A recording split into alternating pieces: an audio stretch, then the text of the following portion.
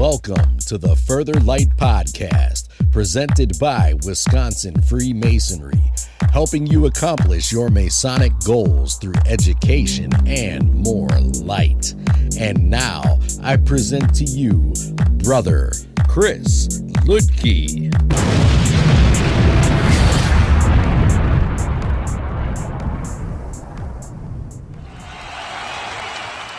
Listeners, scholars, brothers, this is Brother Chris Linke, and today I want to explore the Dunning Krueger Effect. And the Dunning Krueger Effect is an effect that occurs when a person's lack of knowledge and skill in a certain area causes them to overestimate their own competence. Think about when you first learned how to drive. Maybe you had, less than 10 hours or 20 hours or 40 hours behind the wheel. And yet, you probably at 16, 17, 18 thought of yourself as an amazing expert driver, whipping the car around, doing all sorts of things, and you were massively overestimating your actual knowledge when it came to driving. If you've ever explored a subject, you've seen the same thing. In my case, I'll use history as an example.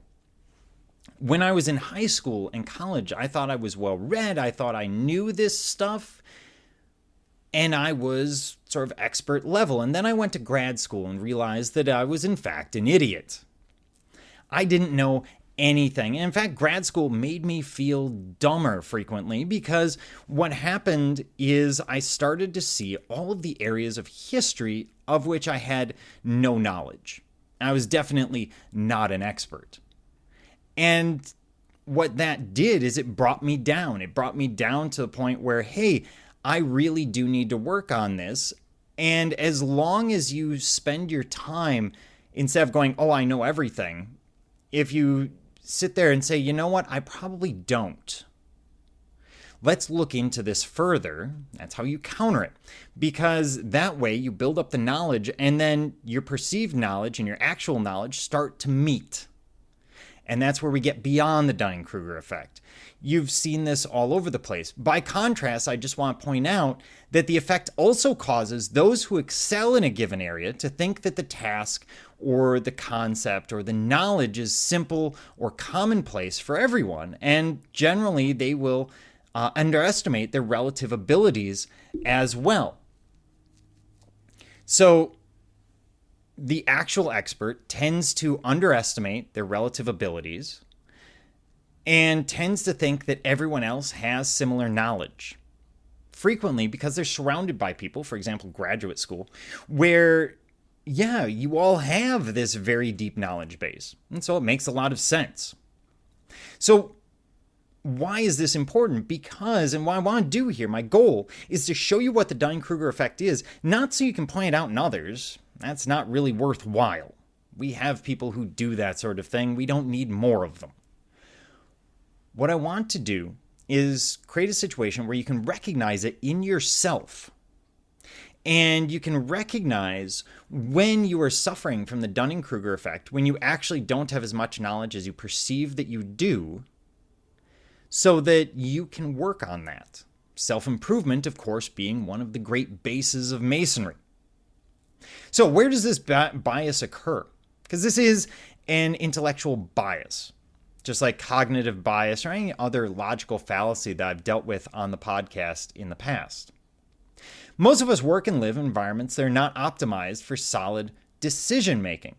Imagine you and your friends decide to try something new, separately. You all begin learning Spanish. Within a few days, you can say 10 or 15 sentences, assuming you're really into Spanish here.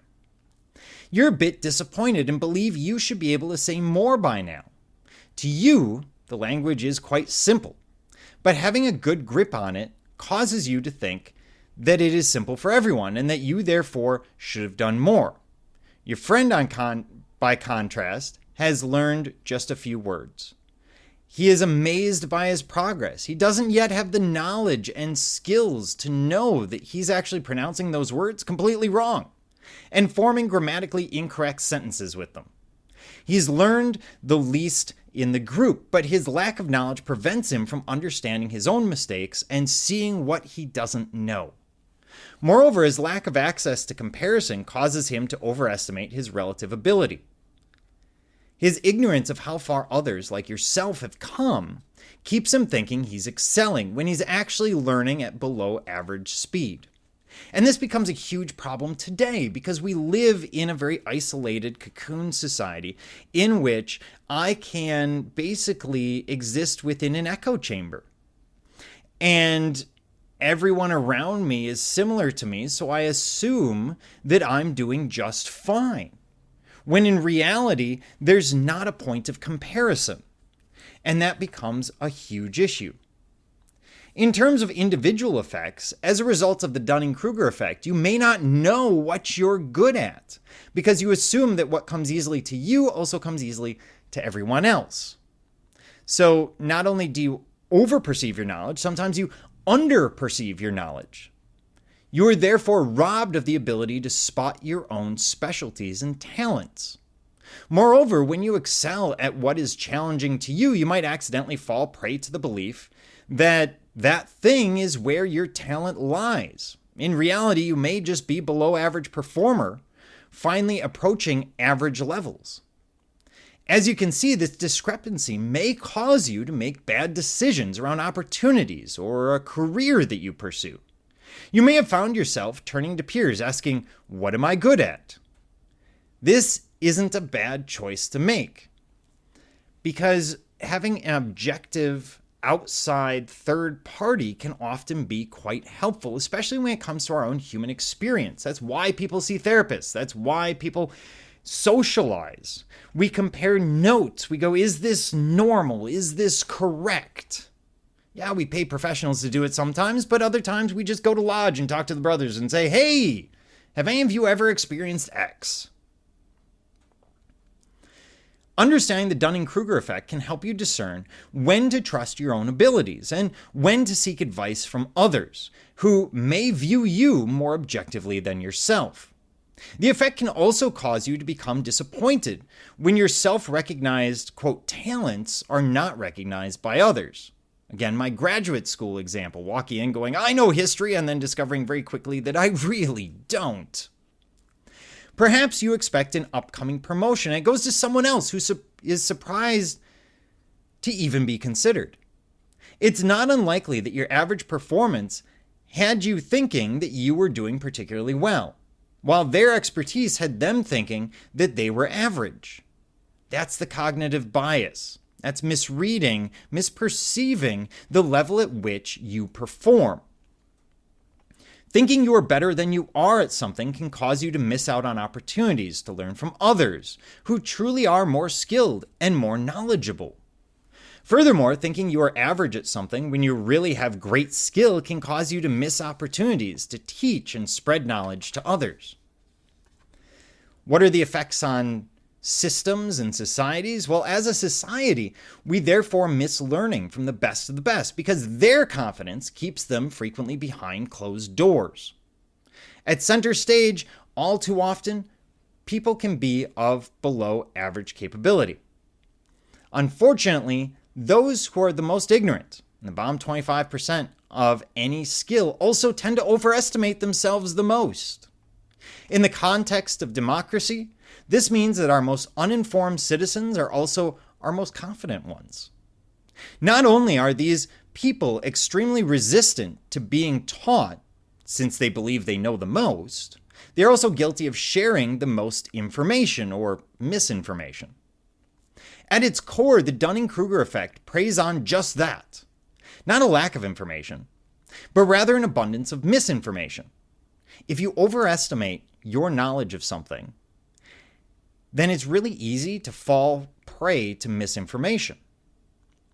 We know when we know nothing, but it's information that is wrong that frequently causes us to think that we know everything and absent-mindedly press share or absent-mindedly simply accept something as truth without ever questioning it. On a national or global level, this effect has dangerous consequences that we've already seen. If you're a politician, you may actually benefit from having an audience that tends to be at that lower level, a more uneducated audience. People who know less about politics and world issues are more likely to believe what you say because they have nothing to compare it to. They don't have anything in the back of their head to go, hey, does this sound consistent with X? They simply accept it and go, you're an authority, therefore, if you're the politician. Those in the upper to middle of the pack, somewhat informed about political issues, are more likely to disengage from political discussion, possibly avoid voting because they don't believe themselves to be worthy contributors. By the way, we see something similar in all sorts of different fields, where people will simply believe. For example, in my classes when I'm teaching, I will sometimes throw things out there and I'll just start going off on a tangent that's completely wrong. For example, talking about Lenin, the founder of the Soviet Union, and talking about who he is, coming back to Russia in 1917, then he's assassinated in 1980 or so by Yoko Ono, and going on down this line, and no one ever catches it because they all assume that I'm telling them the truth because I'm the person in authority. They have nothing to compare it to. They don't realize that I've mixed up Lenin the Soviet and Lenin the Beatle. So this also means that while experts, the most informed of all, know that they have a strong knowledge base, they avoid educating the public simply because they don't realize the rarity of their experience, or in some cases, the public will actually speak against them based on the misinformation that they have. So we see this phenomenon spreading misinformation and ill-informed views throughout our social world, causing us to miss real learning opportunities we could gain from one another. Why it happens? Well, the Dunning Krueger is a bit of a catch-22. People who don't know much about a subject, don't have the knowledge or skill to spot their own mistakes or knowledge gaps, can't see where they're going wrong, and they therefore assume that they're either doing great or they have a lot of knowledge or anything else. On the contrary, people who are on top of their game don't have the ability to notice their specialty because their work comes so naturally to them that they don't realize it's not that way for everyone. For example, if you teach, public speaking is probably not a problem for you, and you probably assume everyone can do it. Anyone can get up in front of a crowd and talk to them about any given subject. Now, that clearly isn't the case because if you even go back in your own memory, you go, wow, yeah, in high school or grade school, when I had to give that report, I was sweaty, I was nervous, I was whatever. But that doesn't come through. You just assume everyone can do it. The ease with which they pick up these skills or knowledge areas blinds them to the fact that the work is more challenging for others. So rather than underestimating themselves, they overestimate that everyone else's abilities tend to match theirs. Research from 2016 suggests that since computer-generated data are also subject to the effects of Dunning-Krueger, is a computational phenomena, and therefore cannot count as a true bias of the human mind. It's something that happens beyond just humans. So why is it important? The Dunning-Krueger effect is important because it makes us aware of our own blind spots and lends us the opportunity to adjust our own self-perceptions. Because it is most invisible to those who experience it, it requires taking a step back and realizing that your own self-assessments are largely biased and possibly incorrect. If you are making choices based on your own personal knowledge and skills, you have likely not consulted enough reputable information. Ultimately, the way to deal with the Dunning-Krueger effect is greater self-improvement, greater learning, making sure that before you take one source and say that that is true, that you look at multiple sources, that you try and seek out the opposite viewpoint. You try to balance it out. It will help fight many of these effects. Also, if you're taking someone else's word for what they are good at, your information is also probably skewed. Don't let someone convince you that they deserve your business or a promotion from you just because they think that they are excelling. They may be wildly ignorant and grossly overestimating their own performance. The The Dunning-Krueger effect can also cause us to listen to confident people before reputable people. It's the idea of stage presence. In most presidential elections, for example, the person with the most charisma at the debate is probably going to be the one that wins. The famous 1959-1960 Nixon-Kennedy debates come to mind, where we really do see that effect. And it's not that Kennedy wasn't reputable, it's that his appearance on television and his way of presenting himself, his level of charisma, is what many people believe led to his election. It doesn't necessarily mean he wasn't capable. Also, knowing about the Dunning-Krueger effect may ease your jealousy towards others who seem to have it all together. Thinking you know everything is a telltale sign that you probably don't know near enough about any given topic or subject. As Oscar Wilde said, "I am not young enough to know everything." So how to avoid it? How do we get away from this? When it comes to the Dunning-Krueger effect, comparing yourself to others may not be the worst thing you could do.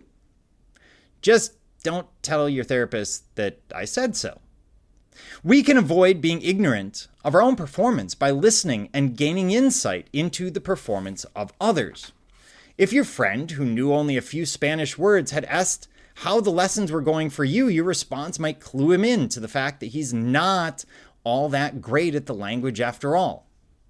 Moreover, his poor pronunciation might show you that you actually have an unknown knack for language. Simply knowing about the effect can help you mitigate its impact. Remember that thinking you're bad at something likely puts you in the middle of the pack, because it means that you have enough insight to recognize your own incompetencies, but there's still ways to go. It tends to be positive if you can see your blind spots, which is very, very difficult. That's why they're called blind spots. But remember, new levels, new devils. Also remember that if you think you're exceptional at something, you likely have a lot of learning to do. Lastly, you can avoid the Dunning-Krueger effect by being open to feedback, which is, of course, well, far easier said than done. The way to get around it is to present your ideas to people, to talk to people who you perceive as at your level or above or below. This is really the importance of brotherhood and fraternity like Freemasonry, where our ability to come together and converse on any number of different subjects really does help balance us. It draws people back. You can imagine someone who has a really fringe belief. For example, the ruling class is made up of lizard people.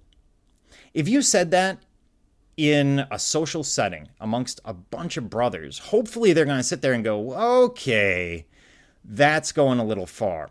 And they're going to draw you back to the center. They're going to draw you back to a more rational system, or try to, by saying, well, what evidence do you have? Why do you believe? Everything else. And it's hopefully going to show you that there's definitely an issue. And that's one of the great aspects of the fraternity.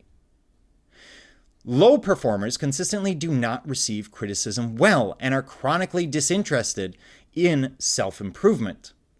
They tend to believe that they're doing just fine. Rather than brushing off feedback and constructive criticism, and let me point out, this is constructive criticism, not overall criticism. There are differences between critique and criticism, etc. We're not looking at, asking for critique of every little thing you do, but being aware of it and oftentimes just presenting your idea so that people can spitball back. Maybe they go, hey, that's interesting. Have you thought of this? Maybe they go, oh, that's really kind of out there. What's your evidence? It depends. There's a lot of possibilities here. Rather than brushing off feedback and constructive criticism, attribute the critique to your lack of knowledge and use it mindfully to move yourself forward. From an old proverb, when arguing with a fool, first make sure the other person isn't doing the same thing. So the Dunning-Krueger effect is really about trying to have the proper perception of your abilities in a specific area, field, skill, technique, etc. It argues not just that those with beginner knowledge tend to vastly overestimate their actual knowledge on the subject, but that those who actually do have an enormous amount of knowledge on the subject tend to underestimate their knowledge. They tend to believe that a lot of what they know is common knowledge. And misperception on either side tends to take the over-knowledgeable person and convince them that they don't have anything to add, that they shouldn't be out there sharing their ideas, and at the same time takes the beginner and suggests to them that the best thing they can do is start a YouTube channel and put the information out there. I mean, you could argue this podcast might be the effect of the Dunning Krueger effect on myself. And you may or may not be wrong because, I mean, hey, everyone is susceptible to it at some level.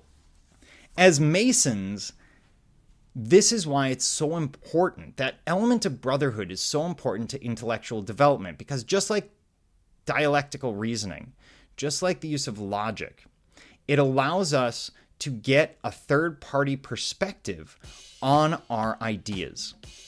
And that third party can start to shape us and move us from, say, an extreme idea, the ruling class is made up of lizard people, to a more appropriate idea, that they're made up of leprechauns in large human meat suits. Thank you for joining me, Brother Chris Leakey, and the entire Further Light team on your quest to find more light through Masonry. Are you interested in learning more about Freemasonry in Wisconsin? Visit wisconsinmasons.org to learn more about Masonry and access further educational content and more light. Once again, that address is wimasons.org. Any questions, comments, or suggestions, please email us at education@wisconsinmasons.org. And thank you for listening.